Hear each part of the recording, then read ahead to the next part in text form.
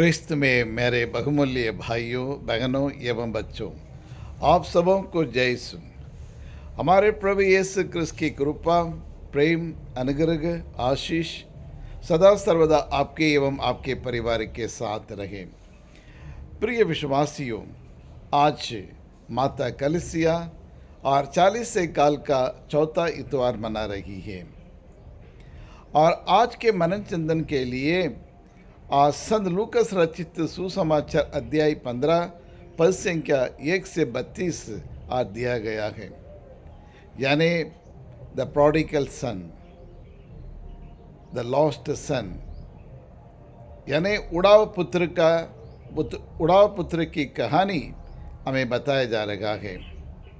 प्रिय विश्वासियों, और आज के सुसमाचार और हमसे दो सवाल पूछता है। एक सवाल है, उड़ाव पुत्र कौन है, बड़ा बेटा या छोटा बेटा या दोनों? दूसरा सवाल, क्या तुम और भटके हुए बेटे हो? क्या तुम उड़ाव पुत्र हो या क्या तुम उड़ाव पुत्री हो? और ये दो सवाल हमारे सामने रखता है प्रिय विश्वासियों। लेकिन अक्सर हम इसी के बारे में मनन चिंतन करते हैं। जो उड़ाव पुत्र वही छोटा बेटा है जिन्होंने अपने सारे धन संपत्ति ले जाकर और उड़ाने के बाद और वापस पश्चाताप करते हुए, प्रयाचित करते हुए पिता के पास वापस आते हैं। इन्हीं के बारे में अक्सर हम बातें करते हैं।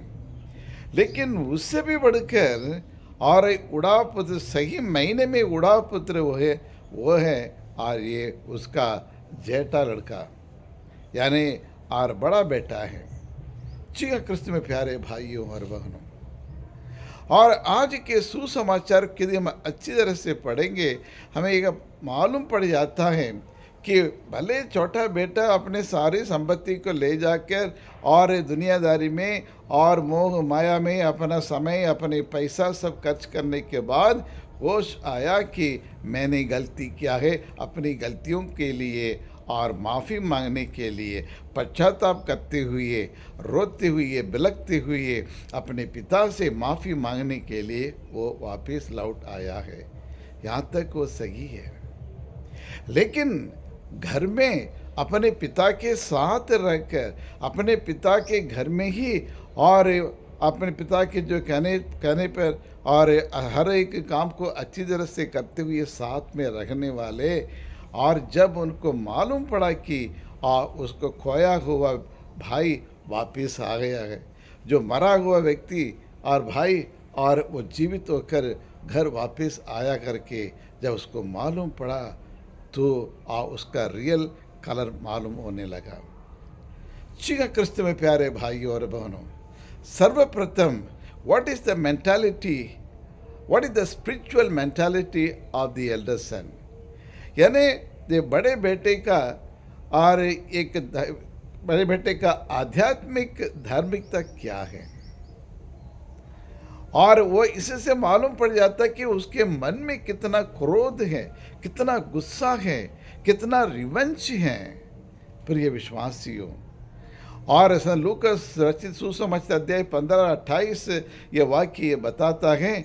और ये सब जानने के नौकर के द्वारा पूरी जानकारी लेने के बाद वो क्रोध होकर, गुस्सा नहीं, क्रोध होकर, अत्यंत गुस्सा होकर और उसके घर के अंदर जाना, घर के भीतर जाने के लिए उन्हें मना किया है। प्रिय विश्वासियों, कई बार आप भी और मैं भी और उस बड़े बेटे के समान ही हम अपना काम करते हैं। प्रिय विश्वासियों, और वह बड़े बेटा और उनका और ये फरीसी सदस्य, इन दोनों की क्या अंदर है? दोनों एक ही समान ही है। ये बड़े बेटे भले चुपे रुस्तम अपने पिता के घर में पिता के साथ रहता था, लेकिन उसके बावजूद भी और वो पिता के साथ नहीं रहा। वो फरीसी सदी के समान था। वो उदाहरण मेरे पर पर्सनल व्यक्तिगत एक्सपीरियंस है। जब मैं और सेमिनरी में था, जब ब्रदर था, तब मेरा और मंजिला वाला भैया और हमेशा हमारे डैडी से बोलता था कि मेरे संपत्ति मुझे दे दो, बंटवारा करो, जल्दी शादी करो करके कहे। उन्हें पूछा, पापा ने कहा और तुमसे बड़े दो भाई हैं और उनके शादी होने के बाद तुम्हारी होगी और शादी होने के बाद ही ये बंटवारा होगा, तब तक किसी को नहीं दिया करके पापा ने कह दिया। लेकिन उन्हें माना नहीं। ये वहाँ किसी लड़की से उसको प्रेम था और उन घर वालों को लेकर कुछ गुंडा के लोग को लाकर और हमारे पिताजी को, हमारे डैडी को बुरी तरह से उसने और मारा है, घायल कर दिया और लहू लुहान हो गया मेरा पिताजी। लेकिन फिर भी मेरे पिताजी ने उसको संपत्ति नहीं दी, लेकिन वो घर छोड़कर, परिवार छोड़कर चले गए जाके और वो प्रेम विवाह उन्हें कर लिया। 4 साल के बाद जब एक दिन और ये छुट्टी में मैं घर में था, जो खेत में मैं जोत रहा था और ज़मीन, तब वो मेरा मंझला भाई वो धीरे धीरे और पापा के पास खेत में आया। जब दूर से उसको देखा, मेरी डैडी ने कहने लगा कि देखो ये तुम्हारा भाई जैसे लग रहा है, वही है क्या? तो मैंने दूर से देखा कि सचमुच मेरा भाई था, लेकिन मुझ में बहुत क्रोध आने लगा, गुस्सा आने लगा। ये काय के लिए आ रहा है? ये पिता क्या पागल हो गया कि मेरा डैडी उन्हें मारा, इसको मरवा, इसको मारा, पीटा और लहू लुहान कर दिया। उसके बावजूद भी उसके मन में उसके प्रति, उस बेटे के, मंझला वाला बेटे के प्रति एक दया करुणा आने लगा करके देखकर मैं जलने लगा प्रिय विश्वासियों। और इतना ही नहीं, फिर मैं अपने काम में लगा रहा और ये मंझला भाई आया। मेरे डैडी ने मोटर चालू करके, ट्यूबवेल मोटर चालू करके उसको अच्छी तरह से नहलाया और मेरा टिफ़िन जो था वो मेरे टिफ़िन को लेकर उनको खिला दिया। खिलाने के बाद उसको लेके घर जा रहा था। मैं मेरा ये हल जोतने के बाद आके देखा मेरा टिफ़िन खाली पड़ा और मेरे टिफ़िन को मेरा मंझला वाला भाई के जो सब कुछ छोड़ के चला गया, तो उसको खिलाया और मुझे बेहद भयंकर गुस्सा आया प्रिय विश्वासियों। मैं उन्हें क्षमा नहीं कर पाया। भले मैं एक सेमिनेरियन था, एक ब्रदर होते हुए भी क्षमा करना चाहिए, लेकिन नहीं था। और इतने गुस्सा आ रहा था कि उसको जाके मारूं करके और इस तरह से मैं अतिरिक्त गुस्सा करने लगा। जी हाँ, क्रिस्त में प्यारे भाई और बहनों, लेकिन मेरे पिताजी उसको मारा, पीटा, लहू लुहान हो गया है, पूरा शरीर में खून बगा, लेकिन सब कुछ मेरे पिताजी ने भूल गया। जब बेटे आके माफ़ी मांगने लगे, मेरे पिता ने उसको माफ़ किया और उसके कुछ महीनों के बाद, सेमिनरी में लौटने के बाद ही, और मैंने जो किया वो गलत किया था। मैं एक ब्रदर होते हुए भी मैं मेरा भाई को क्षमा नहीं कर पाया। मेरा भाई को देखकर मैं जलने लगा, नाराज होने लगा और उसकी खरी खोटी सुनाने लगा। जी हाँ, कृष्ण में प्यारे भाइयों और बहनों, तब मैंने अपनी गलती को महसूस किया है। मैं ईश्वर के नियम के विरुद्ध हूँ। मैं एक फादर बनने वाला व्यक्ति होते हुए भी मेरा भाई को मैं क्षमा नहीं कर पा रहा हूँ, मेरे भाई को स्वीकार नहीं कर पा रहा हूँ करके मैं अपने पापों के लिए, गलतियों के लिए एहसास किया, गलतियों को माना, स्वीकारा प्रिय विश्वासियों। ठीक उसी प्रकार आज के सुसमाचार में प्रभु यीशु क्रिस्त और पापियों के मन फिराव के लिए इंतजार, बेसब्री से इंतजार करते हैं। कब मेरा बेटा लौट के आएगा, कब मेरी बेटी मेरे पास आएगी, क्योंकि स्वर्ग का राज्य उन्हीं का है जो अपने पापों के लिए प्रयाचित करते हुए, पश्चाताप करते हुए, गलतियों के स्वीकार करते हुए लौट आते हैं। क्योंकि ईश्वर ये नहीं चाहता कि हम शैतान के बच्चे बने, शैतान की गुलाम में फंस जाएं। जी हाँ, क्रिस्त में प्यारे भाइयों और बहनों, और इसलिए प्रभु यीशु ने सूली पर अपना खून बहाया और आपके और मेरे हर एक गुनाहों को, कुकर्मों को, पापों को अपने लहू से उन्हें धो डाला है। प्रिय विश्वासियों, पाप का एक कलंक, एक दाग भी आपके जीवन में नहीं होना चाहिए, मेरे जीवन में नहीं होना चाहिए करके प्रभु ने सूली पर एक एक बूंद और ये खून बहाकर हमारे सारे पापों को धो डाला है, ताकि हम हमेशा ईश्वर के संतान बने रहे, प्रभु यीशु के भाई बहन बने रहे। जी हाँ, क्रिस्त में प्यारे भाइयों और बहनों, आज कलीसिया में हमें ये देखने को मिलते हैं, हमें से हर एक व्यक्ति और कलीसिया के हर एक सदस्य वो बड़ा बेटे के समान है। कैसे? बड़ा बेटे ने ये कहा, मैं पिताजी और मैं हमेशा आपके साथ रहा हूँ और आपकी आज्ञाओं को कभी उल्लंघन मैंने नहीं किया, कभी आपके विरुद्ध एक शब्द भी नहीं बोला, और जो आप आदेश देते थे उस आदेश को मैंने पालन किया। लेकिन उसके बावजूद भी आपने मेरे लिए कोई और ऐसा बड़ा खाना मुझे नहीं दिया है। ठीक उसी प्रकार आप और मैं कलीसिया में, पल्ली में, हमारे चर्च में भी हम इस प्रकार के व्यवहार करते हैं। मैं पारंपरिक एक ईसाई हूँ, कई सालों से मैं ईसाई हूँ। रोज मिसा बलिदान में भाग लेता हूँ, आराधना में भाग लेता हूँ, रोज़ माला विनती में करता हूँ और डिवाइन मर्सी प्रेयर में करता हूँ, और हर इतवार को मिसा बलिदान में मैं भाग लेता हूँ करके हम अपने बड़ापन के बारे में हम बताने लगते हैं। लेकिन मन ही मन यदि मेरे पल्ली में किसी का नाम ऊंचा हो जाए या फिर किसी की तारीफ किया जाए, उसको देखकर हम जलने लगते हैं। पल्ली में भी, परिवार में भी या सन्यासी जीवन में भी एक दूसरे के उन्नति विकास को देखकर और एक दूसरे को जो अच्छा नाम मिल जाए, हम उससे जलने लगते हैं उस बड़े बेटे के समान। इसलिए आप और मैं वास्तव में हम ही उड़ाव पुत्र हैं, प्रिय विश्वासियों। और दूसरा गुण, और ये बड़ा बेटा ने और अपने ही डिस्क्रेसेस इस डैडी, यानी वो अपने पिताजी को और सार्वजनिक रूप से और उसको अपमानित किया है सबके सामने। वो कहने लगा कि मैं अंदर नहीं आऊँगा, आपने मेरे लिए कौन सा वाला कार्य किया है, क्या दिया है, और ये तुम्हारा बेटा, छोटा बेटा, नालायक, काबिल नहीं है, सब कुछ उन्हें पैसे सब उड़ा दिया।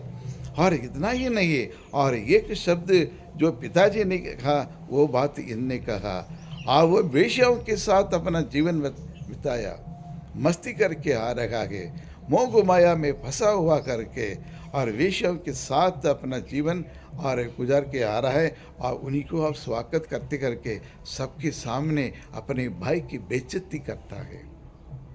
हमें से कितने लोग, चाहे पति हो या पत्नी हो, बच्चे हो या माँ बाप हो, या फिर पल्लीवासी क्यों हो, कितनी बार हम दूसरों को गलतियों को पकड़कर और दूसरों के नाम बदनाम करने के लिए, दूसरों के ऊपर और ये दोष लगाने के लिए कितने उतावले हो जाते हैं हम, प्रिय विश्वासियों।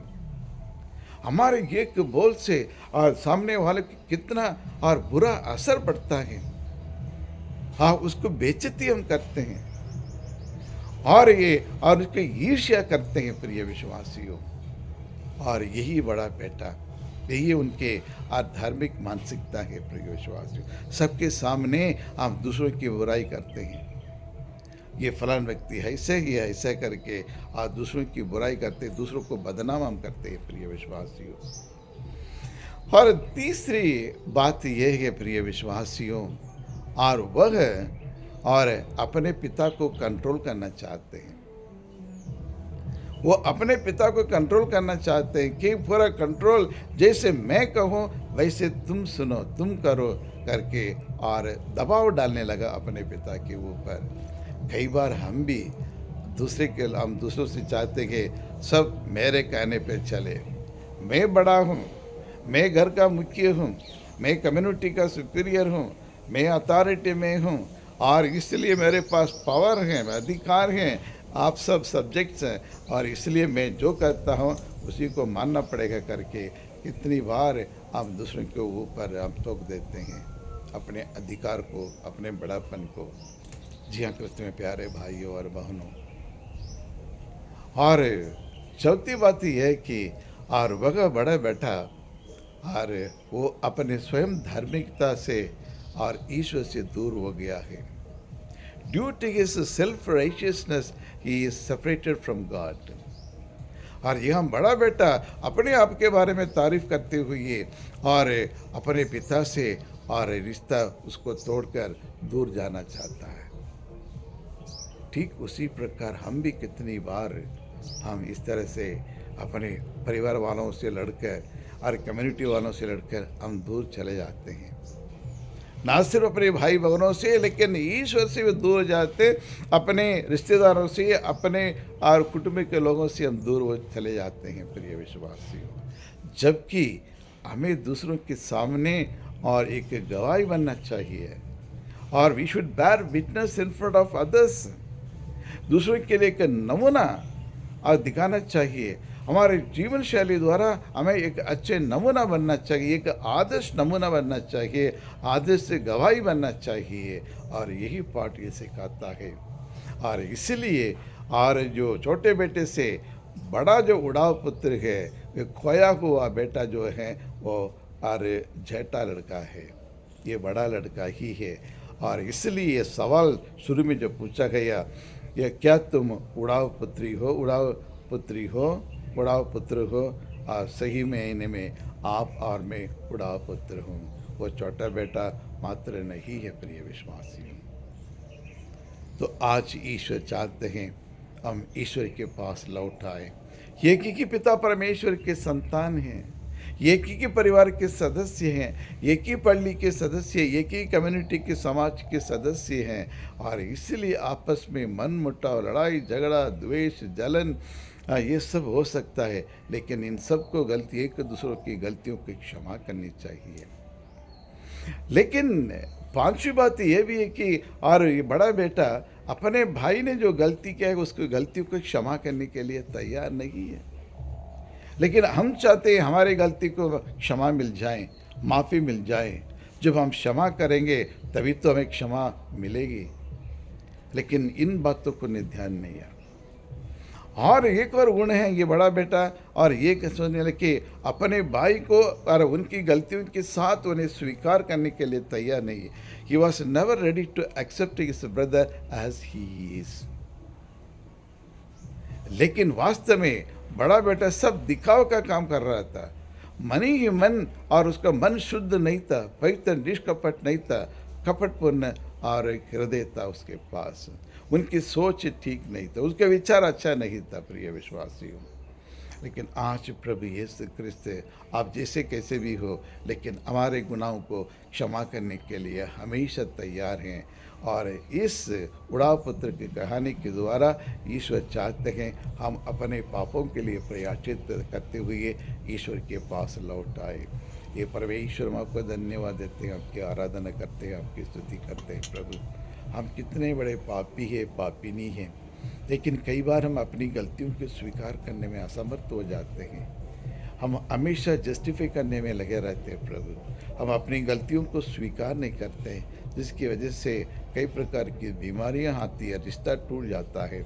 लेकिन प्रभु हमें सद्बुद्धि दे ताकि हम अपनी गलतियों को एहसास हो सके, हम अपनी गलतियों को स्वीकार कर सके, अपने कुकर्मों को, और हम प्रभु उसको मान कर और उससे सुधरने के लिए हम कोशिश कर सके।